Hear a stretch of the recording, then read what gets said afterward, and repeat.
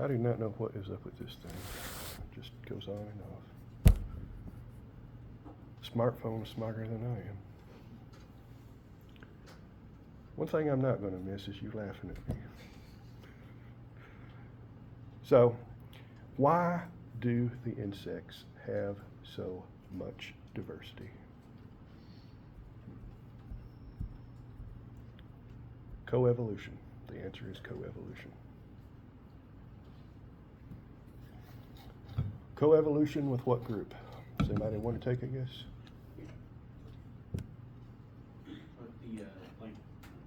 With the plant from on. Flowering plants, angiosperms. Not just plants, but specifically flowering plants. When it comes to plants versus insects, you have everything imaginable under the sun. Do you have insects that eat plants? Absolutely.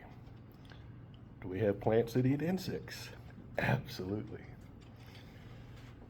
Most of our secondary metabolites that we love, my bean juice, comes from plants that have evolved to make those substances as a defense against insects. You have plants that serve as a home for insects. You have insects that serve as a vector to move pollen. You have cheaters. You've got parasites. I think at this point you get the idea. But basically, for every variation possible between a plant and an insect, there's something out there.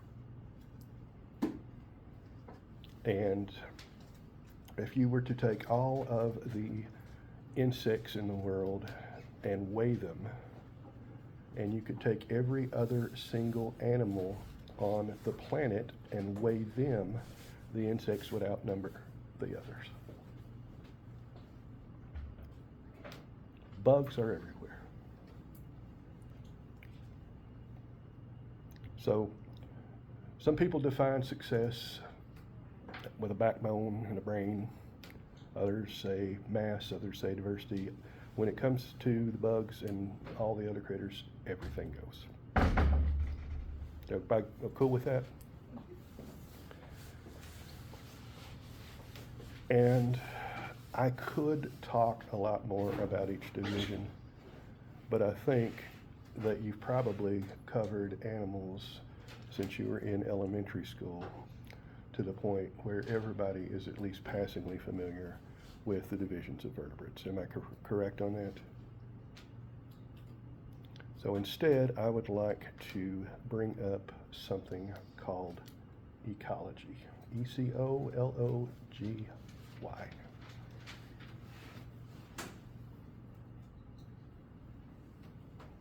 If you mention the word ecology today, most people get an idea of tree-hugging hippies.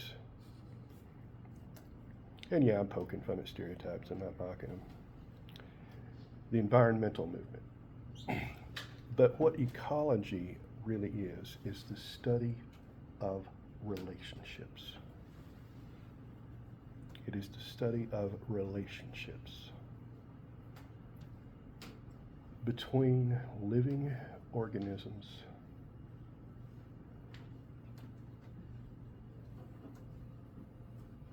and their environment.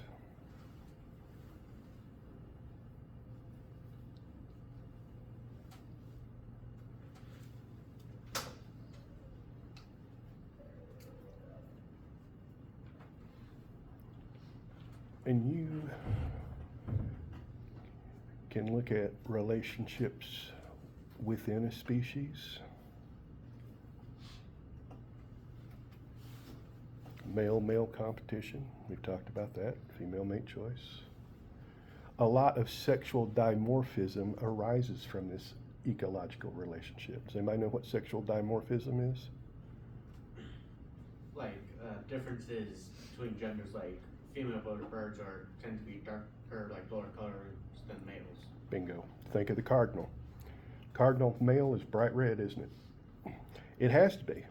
Otherwise, it won't attract a mate. If it's too bright red, it becomes dinner, doesn't it? You ever seen a female cardinal? Yeah, it's brown. Brown, very good. Exactly. Camouflage. Because the males are more or less dispensable, aren't they? They provide a small packet of genetic information and they're generally done. Be careful extending that to humans. But that's an example of an intraspecific relationship within a species. Competition. Competition for mates, competition for resources, competition for food. You get the idea. It can also be between different species. Can you have a relationship with a cold virus?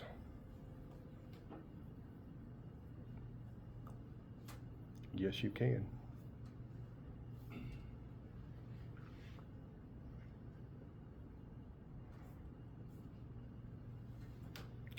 Those are very different species, aren't they? Some people would say the viruses aren't even alive. My point is, though, between different species, each one is going to infect the other.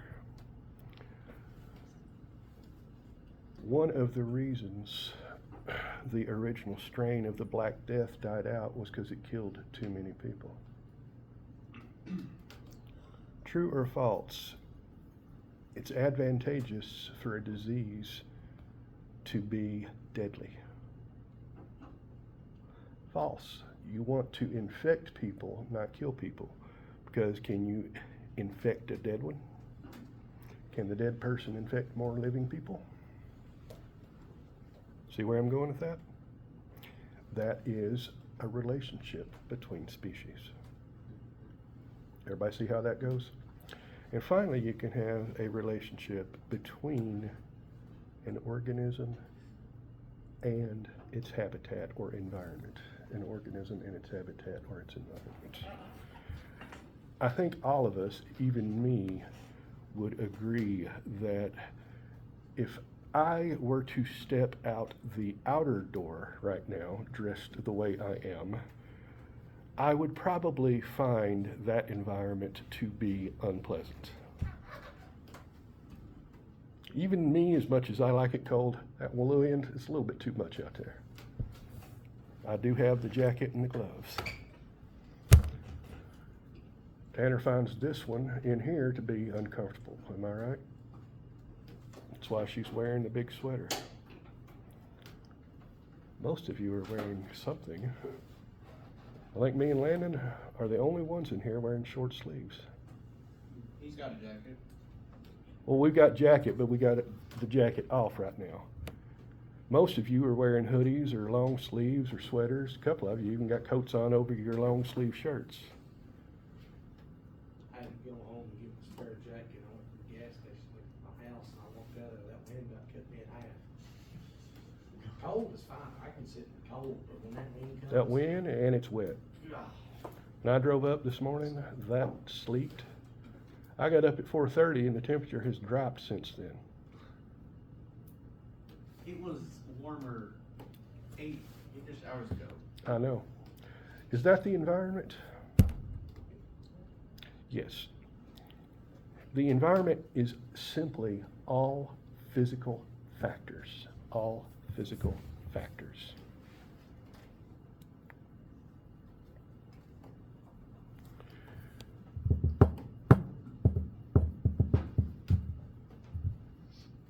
There are generally two environmental factors that matter over every other one. Let's see if anybody can guess them. If you think you know them or one of them, raise your hands. Nobody is willing to try.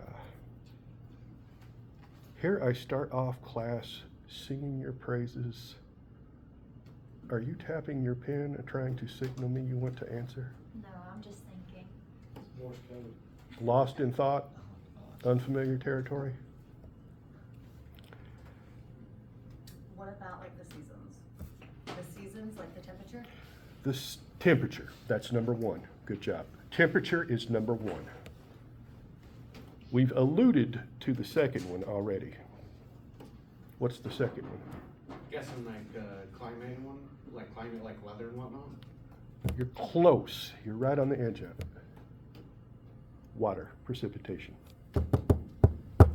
Those two physical factors determine pretty much everything else.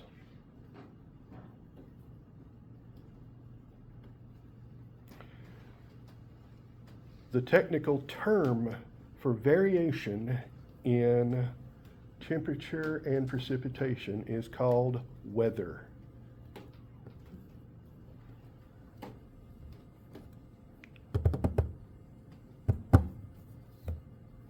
You won't find many songbirds out there singing today, will you? It's cold, it's wet, it's gray. There's not a lot out there to sing about. You laughing at me too? We don't have class anymore, we have comedy hour. What is long-term weather called? Climate. Climate, good job.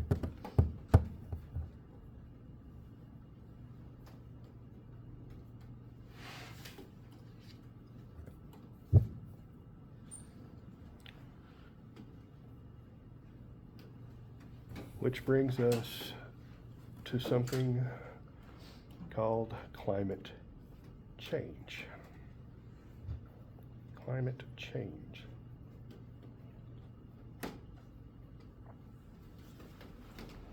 Whenever you hear that term bandied about nowadays, it's really another way to talk about global warming. And when people talk about global warming, they mean to add another word in front of that. That word is anthropogenic, or human-caused global warming.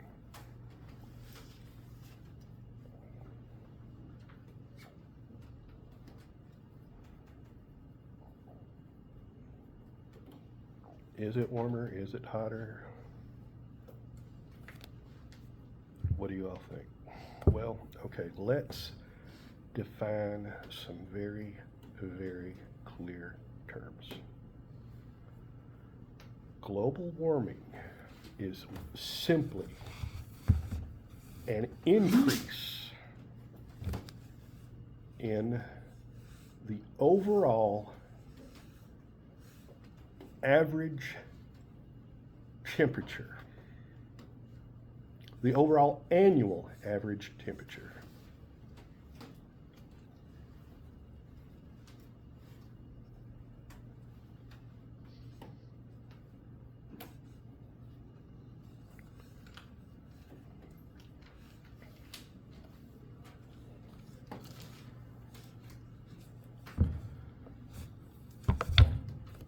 In other words, if I could go back in time to 1925 and measure the temperature at the same time of the same day at the same location every month of the year and divide by 12, we will get a number, won't we?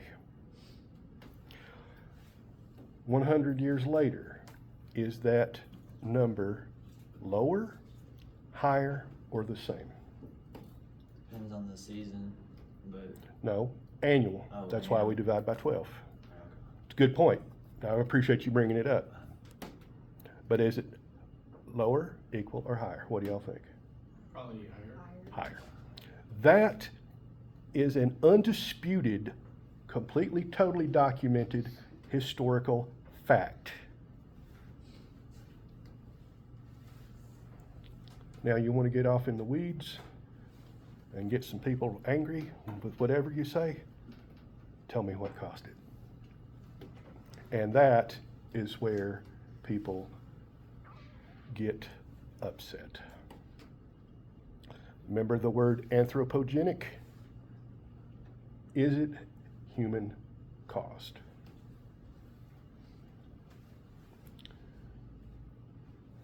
And to what degree? And what are the ill effects that are going to result from it? And what can we do about it? And what should we do about it? And most importantly, who's going to pay for it? You all laugh, but last one is probably the most important. Y'all know what Murphy's Law is, right? Anything that can go wrong will go wrong. Anything that can go wrong will go wrong. I had a friend who was in the Army, and he gave me a copy of Murphy's Laws of Combat. One of the most amusing things I ever read. The first one was, always remember that your weapon and defensive gear were made by the cheapest bidder. Joking aside, if you do anything, you have to pay for it. Somebody does.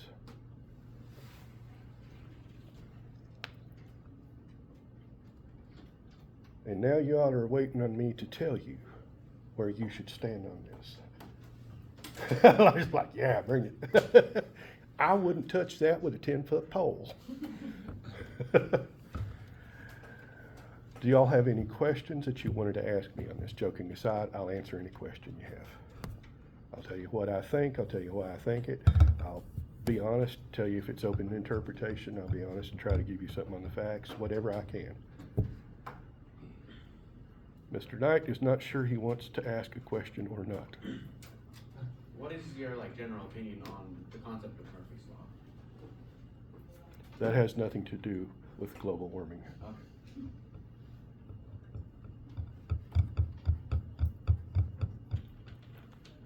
But always remember this. If you make it hard for the enemy to get in, you make it hard for yourself to get out.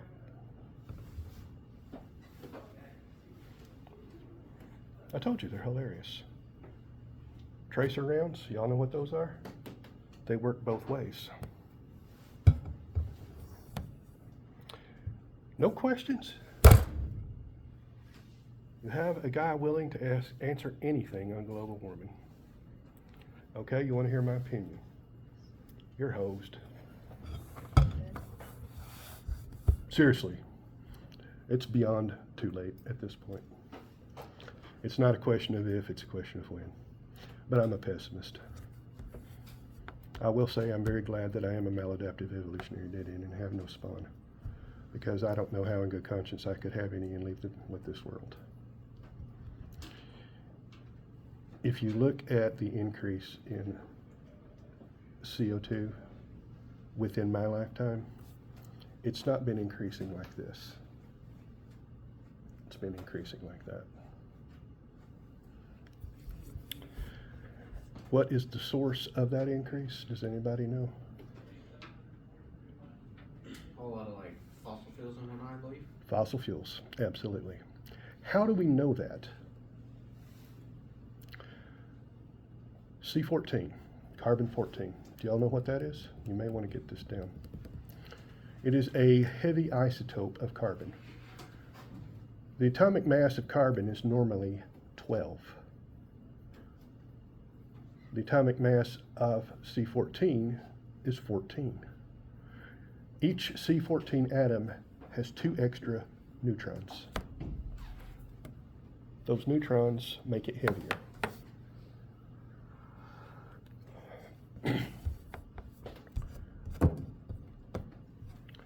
The ratio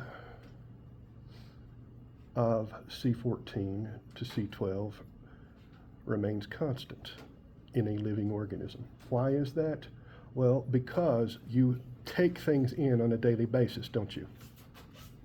You drink your bean juice, you eat your nice plants, whatever.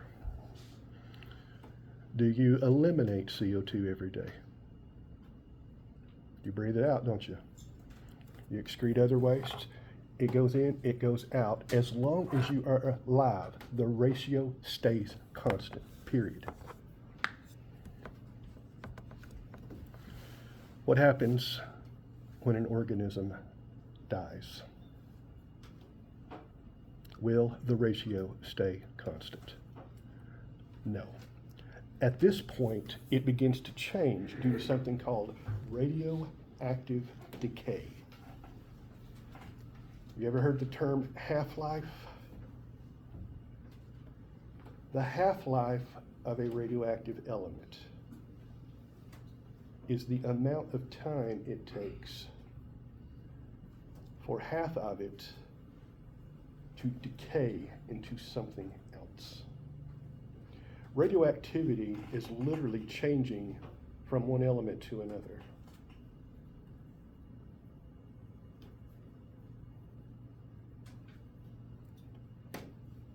We happen to know the half-life of C14. It is about 5,000 years.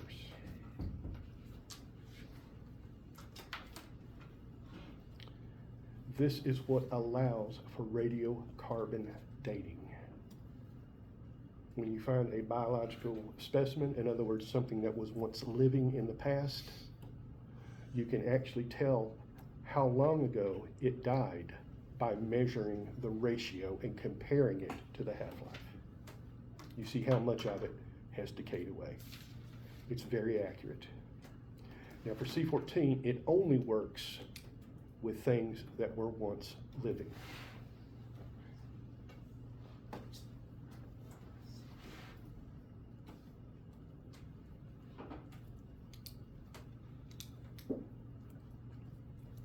Were coal deposits once living plants? Yes, they were. Can we use radiocarbon dating on them? And when we look at the increase, the amount of CO2 that has C14 in it shows the exact same age curve as what you would expect from coal and oil. And that's why people are concerned about global warming being caused by carbon emissions.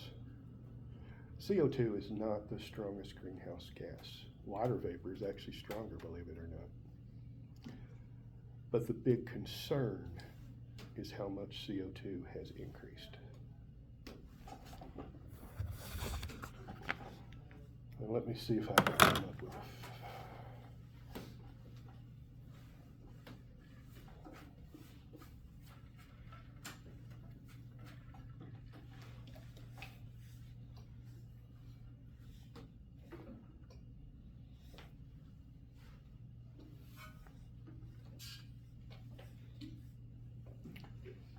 When I was a college freshman, when I started my teaching career 38 years ago in 1987, the CO2 concentration was 349 parts per million.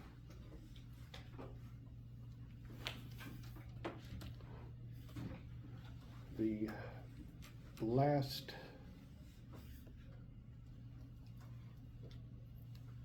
year for which I can find accurate data is 2024. 423 ppm.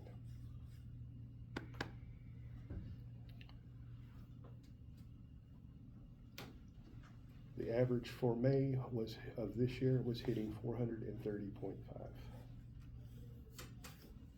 Put that in perspective. At the start of the Industrial Revolution, it was 280.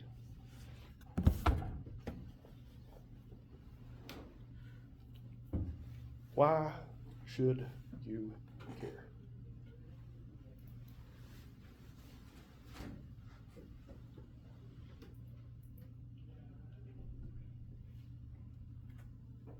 Because it's going to affect us. Bingo. During the last glacial maximum, which was about 11,800 years ago, aka the Ice Age. Does anybody know what the average depth of the ocean was?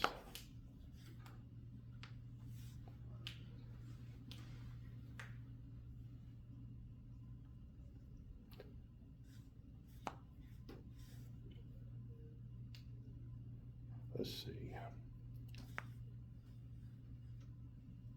The average depth of the ocean was approximately 400 feet shallower during the last ice age.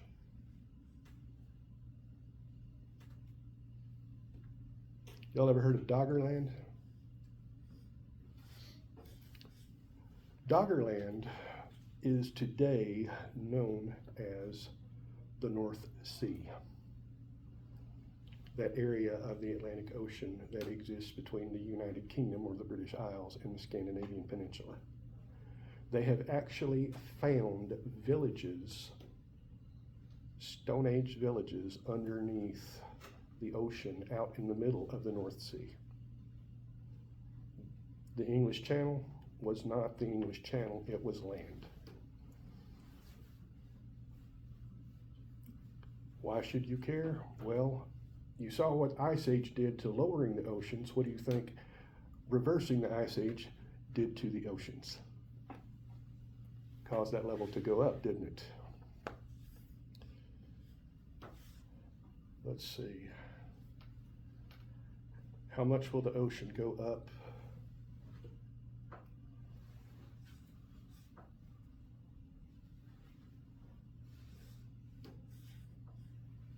Sea levels are projected to rise by an average of 10 to 12 inches by 2050. That's global. That's a foot. And that's the next 25 years. That's quite big. What do you think that's going to do to places like Nolens? Y'all ever been to Nolens? New Orleans, for those of you who don't know my southern accent. Trina is a prime example of what's gonna happen. New Orleans is built below sea level already, and when Hurricane Katrina hit 20 years ago, it burst through the levees, which are basically artificial hills or artificial earth dams holding back the ocean, and it flooded the city. What do you think is going to happen to a city like New York that is built on an island? It's just like the Florida Keys, all of the bridges through there are gonna be covered within a matter of 20 years. I mean, you're talking a foot, there's some bridges that the water's already right there. Yep. Dog is bored. I don't have to worry. I don't. If I'm still fortunate enough to be alive and kicking in 2050, I'm going to be an old man, that's for sure. On my way out. I don't have any kids, I don't care. So why do I care? Why do I stand up here talking about this?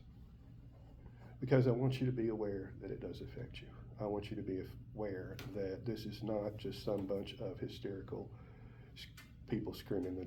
The Chicken Littles, is that the one that screamed the sky is falling? Yeah, chicken. I never really got into those fairy tales. I thought they were kind of odd. Little Red Riding Hood, breaking and entering, theft, vandalism, squatting, illegal occupancy. My gosh, that girl had a rap sheet. It's only after I grew up I found out I wasn't supposed to sympathize with the wolf. I thought the wolf got done dirty. Anyway, the evidence for it's pretty good. The evidence being that the number one culprit here is probably carbon. Carbon emissions due to human activity, specifically burning fossil fuels. There is a move afoot to switch to electrical vehicle operation. You can shake your head, but there is a movement afoot. That's just gonna worsen the problem big time. Maybe. Maybe not.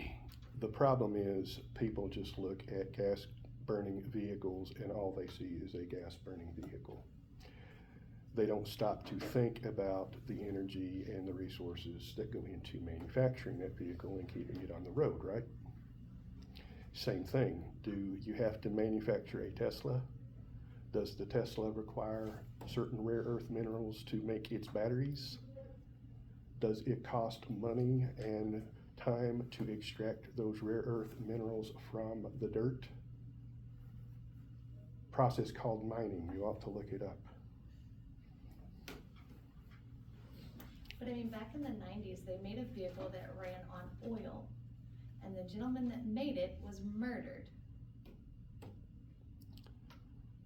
Well, they said that it was natural causes, but it was very, very suspicious. But he was getting his resources from fast food restaurants to run his vehicle, and then all of a sudden, he was gone. I've made biodiesel. My brother actually got his high school class to make biodiesel. They set up a small reactor down there, and they got enough to basically, for a couple of years, run all of the lawn maintenance equipment on biodiesel, just from the cafeteria. Used to be you had to pay people to come get your used grease at McDonald's. Now they have to put an armed guard on certain ones to keep thieves from pulling up and stealing their used grease, because there's money in them there hills. Bottom line, there are advantages and disadvantages both. I think we're probably going to see most things go to electrical vehicles just because oil will run out. That's not a question of if, but when. I think that's a fair statement. And at that point, you have to have something. There was, when I first started really getting into studying this and teaching it about 20 years ago, I had an opportunity to drive a hydrogen-powered car. It's a lot of fun. It looked just like a race car, including having the removable steering wheel, and you actually had a cockpit you sat in here like Formula One. I was a professor, I got to drive it. The students didn't. Did you do donuts in it? Huh? Did you do donuts in it? Donuts in it. No, I didn't do donuts in it because, Or race anyone in it? no. You want to know why? Top speed, 35 mile an hour. No. As I'm getting out, getting in, excuse me, I notice bolted to the frame is a fire extinguisher. Not in a clip where I can pull out, it's bolted onto the frame. And you know how a fire extinguisher has that flexible nozzle that you can spray? This didn't have a flexible nozzle.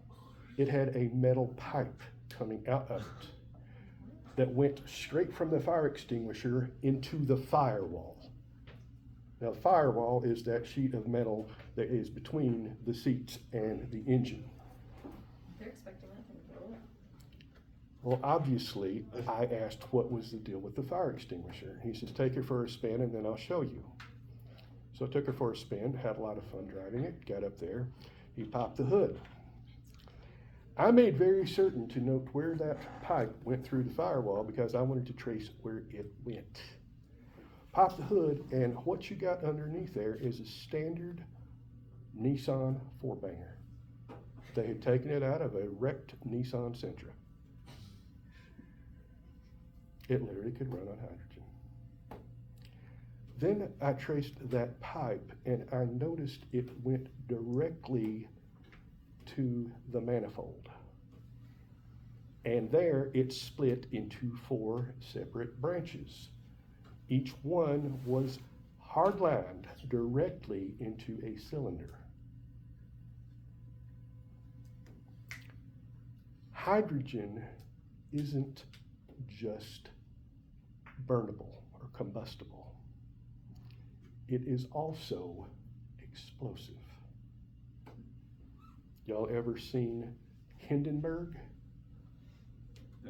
Google the Hindenburg and you'll see some fancy pictures. Yeah, it was a blimp, wasn't it? It was a blimp that basically had anodized aluminum as its skin, which if you've ever looked up a thermite grenade, you realize that anodized aluminum or powdered aluminum is used as the accelerant in the bomb.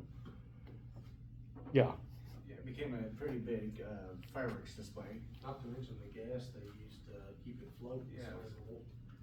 The chemistry students and the biology students at Cumberland College where I went, which is now University of the Cumberlands, used to try to prank each other. I was a double major, so I actually had friends in both camps, and therefore I just stood on the sidelines and watched.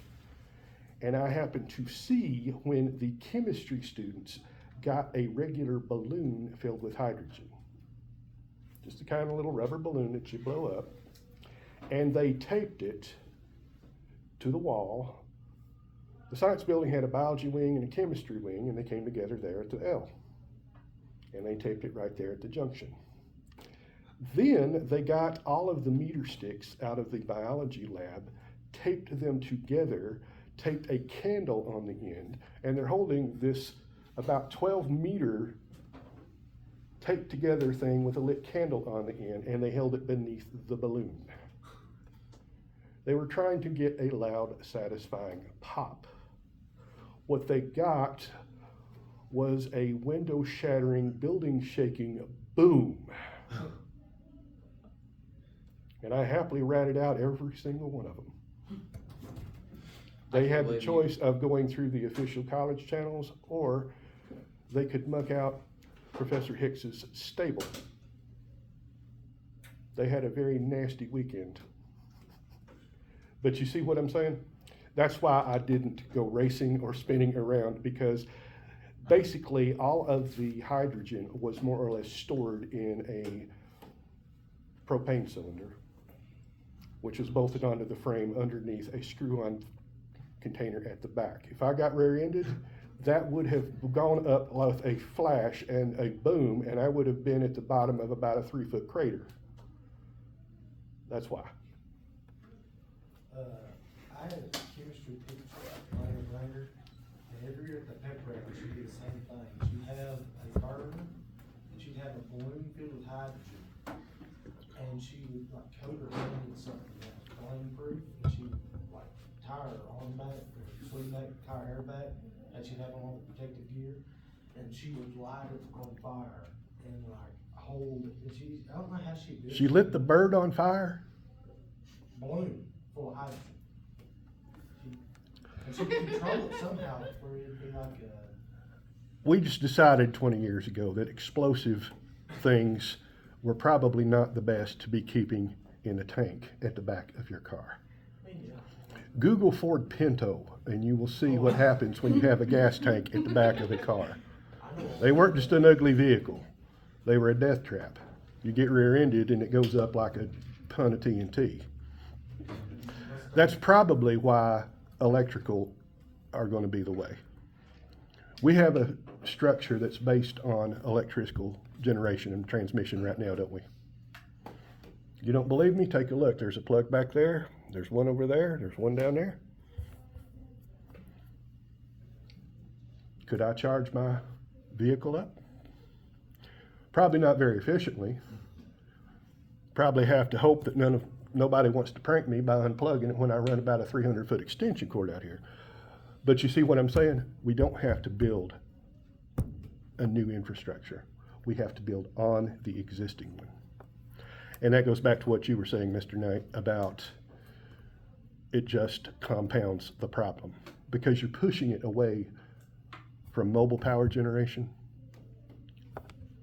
onto the grid. Do we already have a demand for energy? Yeah. We talked about that already, didn't we? So the point I want you to understand, physical factors determine what can live where. Two things hold true. Average temperatures decrease as you move away from the equator. Why? Say that one more time. Average temperatures decrease as you move away from the equator. In other words, the further north you go, the lower the temperature. The further south you go, the lower the temperature. The other truism, temperatures decrease as you increase altitude.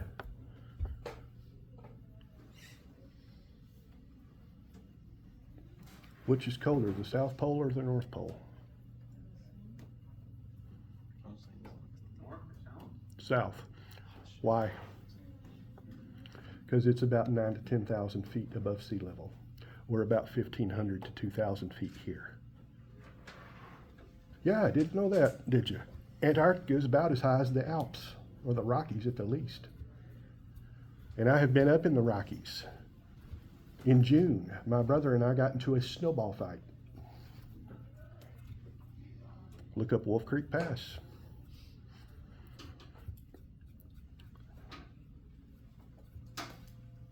Within my lifetime, I have observed something called a range shift. A range shift.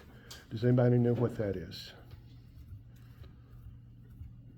One like the temperature range, like the range of temperature, like when it changes over time or whatever. Nope.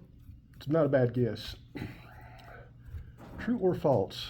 You can find alligators in the state of Tennessee. True at the zoo. True. Yes, there are now gators in the state of Tennessee. Is that normal? No. Tennessee's got more. When I was your age, no. Their range has shifted further north as the average temperature has shifted. That's what a range shift is. Does that mean we'll be growing coconut palms here in Kentucky? No. Not in the near future. That'd be kind of off. You might be surprised. Well, then we have to have the ocean close by, right? I'm kidding. All you gotta have is a lot of rainfall and warm temperatures. If you look at something called the USDA hardiness zones, U.S. Department of Agriculture hardiness zones, they list what will grow in a certain area based on latitude, which is the north-south. And the hardiness maps of about 30 years ago have different hardiness zones for the state of Tennessee than they do currently. Basically, everything shifted a band to the north. Is that going to affect Kentucky next? It may have already affected it. I didn't think we'd get time to lecture on this. I hadn't really looked it up. There may be already gators in Kentucky, yeah? What? So you're saying that there might already be gators in Kentucky or whatever? No, but they're hypothetically, if it keeps going, it could be. No, Is there a limit to how far north you can go? Yeah, because eventually you reach the pole. Who's that going to affect the most? Polar bears. What? Like the polar bears. Polar bears. Want me to go out on a limb, fire up my chainsaw and start jumping up and down? Bold prediction for the future. Polar bears will go extinct in the wild in your lifetime. Yep. They're already seeing it now due to the ice is Melting. melting, so Yeah. they don't have anywhere to hunt and they're having to swim further and they're dying while they're swimming. Nah. Colossal Biosciences is going to gene edit the mammoth and they're going to put it back out there and it's going to solve global warming. The CIA is funding it. That reminds me of the Y'all are laughing. It's true. Every single statement I just made is 100% true, and I can show you the documentation. The stated goal of Colossal Biosciences is to recreate the mammoth. The reason they are giving is they want to restore the Arctic ecosystem. And yes, I kid you not, the CIA has actually funded some of the company's research. Sound like tinfoil hat, doesn't it? Yes, sir. Question or comment? comment. I'm just thinking about the time that the CIA sponsored a. Stop it right there. You can go through all of the conspiracy theories you want, but unfortunately, I'm a scientist. I require evidence. Am I willing to reevaluate my position based on evidence? Yes. But it has to be evidence.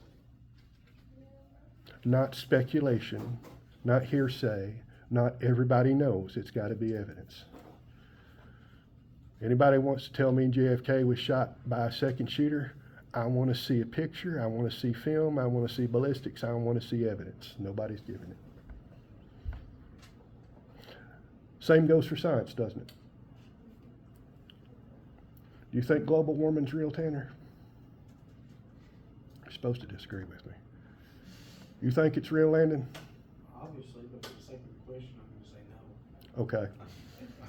Who's right? Me with my PhD and all these years of experience, or Tanner with his, or not Tanner, but Landon with his opinion? Tanner. Who's right? You, Why? you know more, This is your field of expertise. You've researched more. Unfortunately, too many people would say that. I think I have a better case and more evidence for my position. But I also acknowledge that it's impossible to make a prediction, isn't it? You look back at Star Wars. Now I know it's Star Wars. It's not science fiction. It's not got, shouldn't have the word science in it at all. It's space fantasy is what it is. But I find it so funny that when they get the plans for the Death Star, they're clunking around a VHS videotape. We still are using technology from the 1970s to store and retrieve our Death Star plans. We say as we watch Star Wars streaming on our flat portable smartphone devices that are cellularly connected. My point being, it's a good yarn. When George Lucas created that in 1977, he had no way to know that tapes were going to go the way of the dodo, did he? Can we be making predictions about what the outcome is going to be in global warming? What we do is we make a prediction based on current trends. It's called a model. a what? Model, M-O-D-E-L, modeling.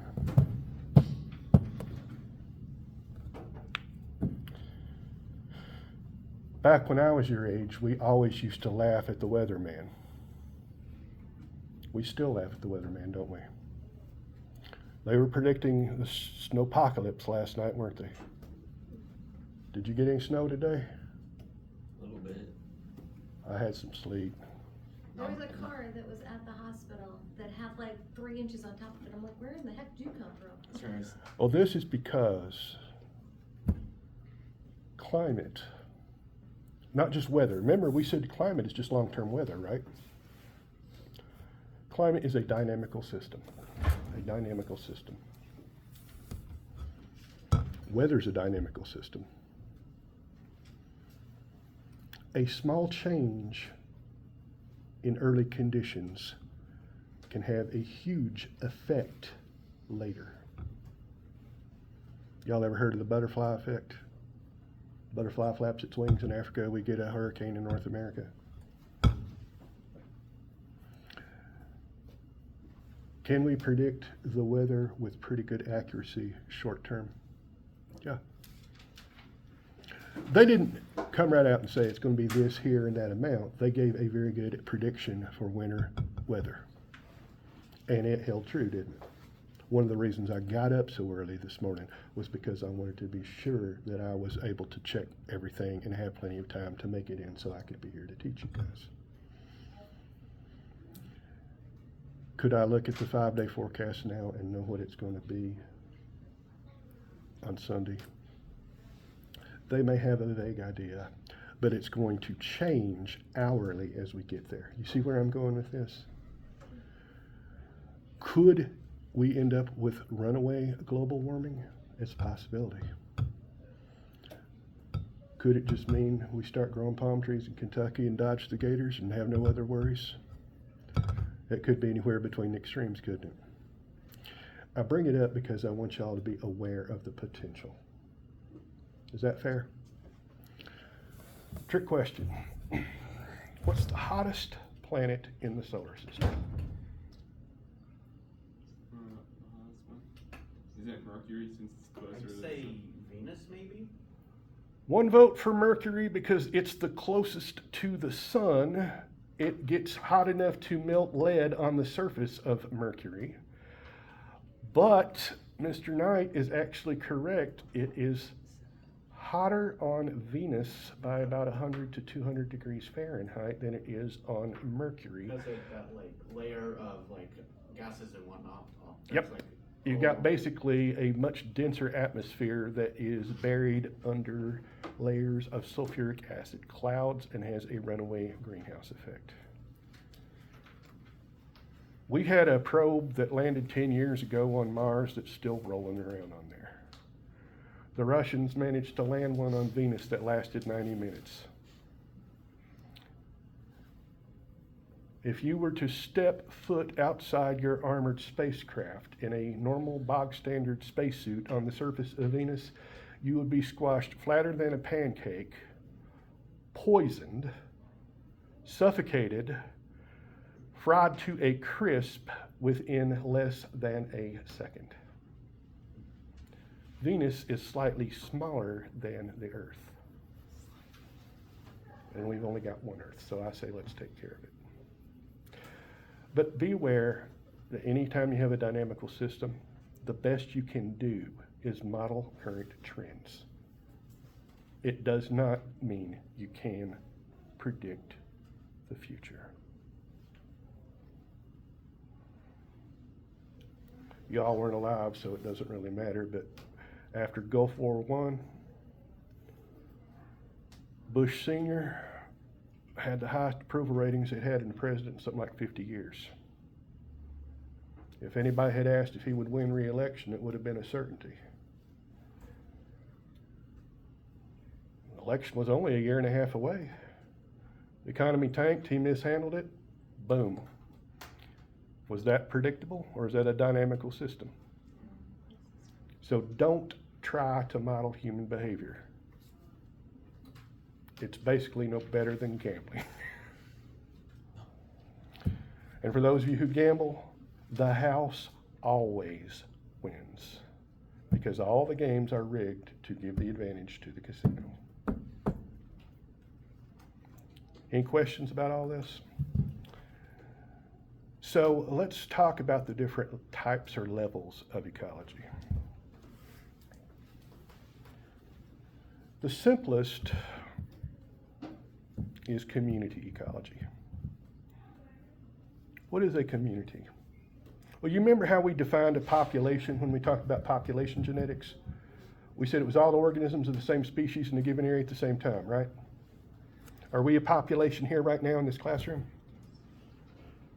Could we expand it to Mies Hall? Could we expand it to the North Campus? Could we expand it to the North and South campuses? The Somerset city limits. It's just arbitrary, isn't it? A community is the same thing. It's arbitrary, but instead of one species, it's all species.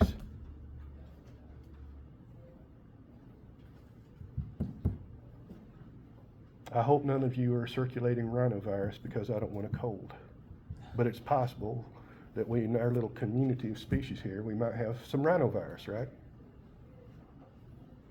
I really hope none of you are circulating small arthropod communities of lice. That is a possibility. We've all got different bacteria on us, don't we? You see where I'm going with this? Could we expand that to include all of Mies Hall? Well, let's expand it to just the North Campus within the ring. Now we're bringing in tree species, aren't we? We're bringing in grass. There's probably still some animals floating around out there, even despite as cold and wet as it is. See where I'm going with it? When y'all did your species survey in lab a couple, 3 weeks ago, you saw some differences, didn't you? The terrains you picked varied, didn't they? Some of them didn't have dirt, they had rocks. You're not going to have a lot of plants growing on the rocks, are you? But I'd be willing to bet you found some lichens out there, because those can grow on rocks, can't they? The lawns Some of them had more than just grass, didn't they? Some of them were full of weeds. See where I'm going with this?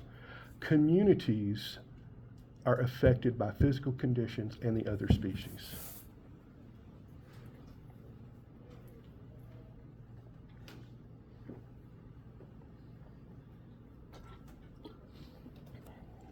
Next up is ecosystem. What's an ecosystem? All of the living and non-living things in an environment. All of the living and non-living things in an environment. Yep. We just scale it up.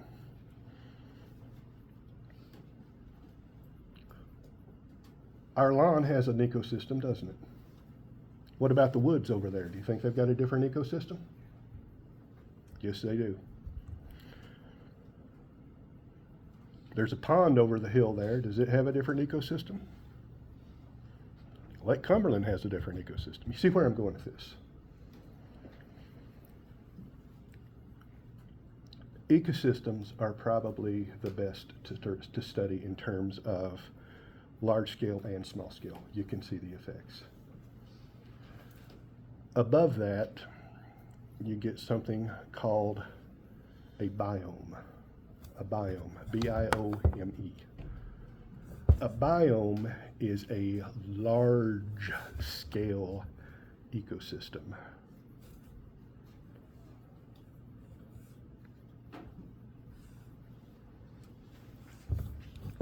Can anybody give me an example? The eastern deciduous temperate forest. I told you I did most of my training in the great state of Tennessee, right? We are currently not even in a state because Kentucky is something called a commonwealth. Do you think my knowledge of trees in Tennessee has helped me here? Because they're very similar. In fact, I can't think of anything I found up here that I haven't also found down there and vice versa. If I went down to southern Tennessee in the flat areas, I might see something different, right? But we're basically Appalachians, Cumberlands, we're still in the same big region. I've been out on field trips in Pennsylvania and Maine. Do you think I recognize most of the trees? Because we're in the eastern hardwood forest. I worked on a plant that grew in the Sonoran Desert. Is that a different biome? Characterized by much hotter temperatures, much less rainfall. Strangely enough, I've not done very much work down in the Smokies. If I went way up on some of the bigger mountains in the Smokies, do you think I would find a different set of trees? You actually have some what they call refugia, R-E-F-U-G-I-A, refugia. Remember I said temperature decreases as you go north and as you go up in altitude. So at the top of some of the biggest mountains in the Smokies, you'll actually find trees that won't exist anywhere else until you get up near Canada. Doug firs. Pretty wild, isn't it? But that's because those were able to retreat up the slopes where the cooler temperatures remained in the winter. If global warming keeps going, you might see them go locally extinct. You get an idea of what a biome is? What is sitting on top of the biome?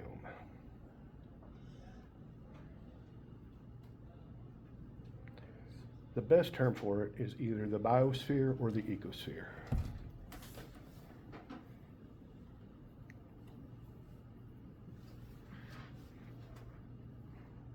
By that I mean the whole mud ball called Earth.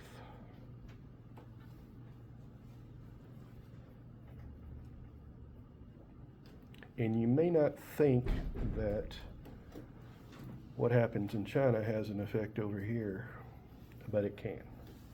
We've already talked about invasive species, haven't we? We've talked about exotics. They're not the same thing. Believe it or not, even one North American species can become invasive if you plant it in a different area where it grows well. It's just not native to there.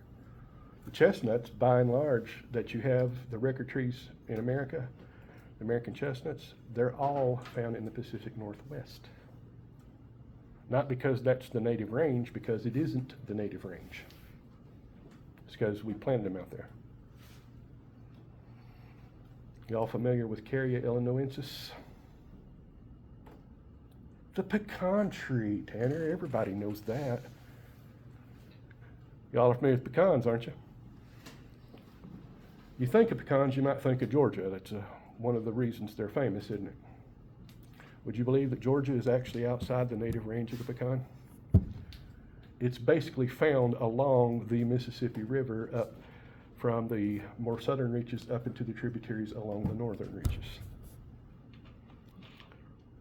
Anybody know where the biggest pecan groves are found? New Mexico. They irrigate and they plant them out there. They grow them all over the place. My in-laws used to live in El Paso, and we'd fly out there and then drive to Phoenix to see the other daughter, and we'd drive through mile after mile of pecan trees. Pretty wild, isn't it? The point I want you to get is that everything in the ecosphere is tied together.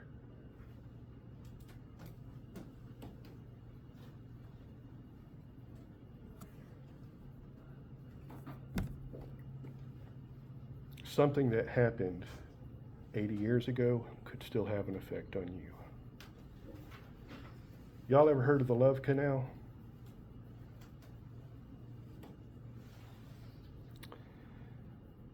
Some dude named Love was going to dig a canal. This was up by Niagara. And they dug about a half-mile, 100-foot deep hole. Then they ran out of funding and left it. What are you going to do with a half-mile hole that's 100 feet deep? Not exactly valuable real estate, is it? Chemical company bought it and used it for disposal of hazardous chemicals. Throw a barrel down there, cover it with a layer of dirt, repeat as needed. You do that with enough chemical barrels, you are going to fill up the canal, aren't you? Put a cap on it. Hey, we don't have a 100-foot deep hole that's a half-mile long anymore, do we? What have we got? Land. What happens to every open farm field around a city like Nashville? Gets sold to who? Developers. And they come along and they subdivide it and they put up cookie cutter houses that all look alike. And then they make you join an HOA that tells you what colors you can paint your house and when you have to pick up your trash cans. And what lives in those cookie cutter houses? People. For reasons escaping me, most people like to reproduce, don't they? What does that create? Spawn, aka children. What do you have to do with those spawn? Educate them so they can become future taxpayers and buy more cookie cutter houses, right? Where do you educate them? In a building called a school. Yes, they did. You're saying no, they didn't. Yes, they did. They sold it to a developer who subdivided it, built a school on the property. 30 years later, they're wondering why all of the kids are dying of cancer.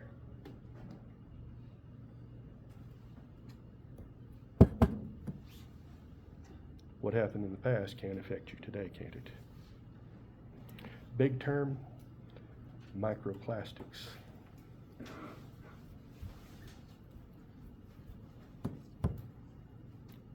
Anywhere you go on the planet, you will be exposed to microplastics.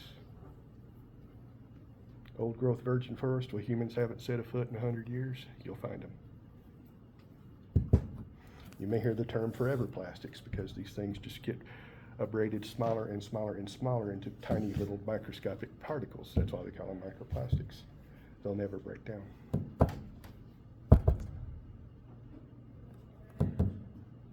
Is that something you should be concerned about?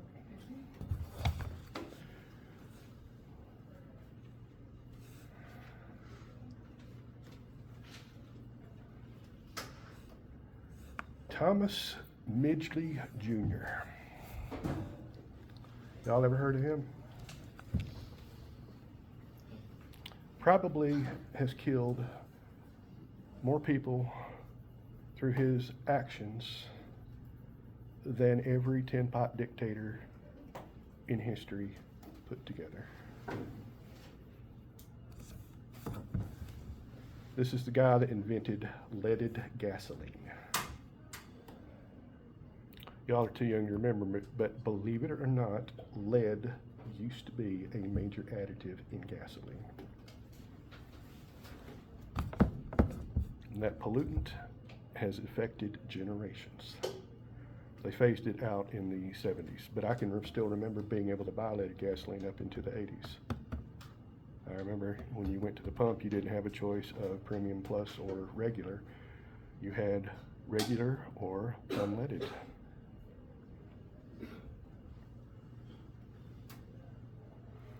It's an anti-knock compound, and it really was good. Wildest thing we ever did, I shouldn't tell on this. Y'all like my stories. My brother and I got a go-kart. Back in the day, you know what a go-kart was. It's basically 4 wheels, an engine, and a seat. No seat belt or anything. And we had this thing rigged because the throttle cable was broken. So we rigged a wire, and basically you pulled the wire to make it go. And Dad took it down to the airport because he was a pilot, and the guy who ran the airport was a friend of his, and he was good at small engine modification. And he got it fixed, and we needed to test it. Oh, there's no gasoline. Oh wait, there's an airport. There's aviation fuel, avgas. 100 octane high lead. 2 teenage boys, a go-kart, 100 octane gas, and a runway.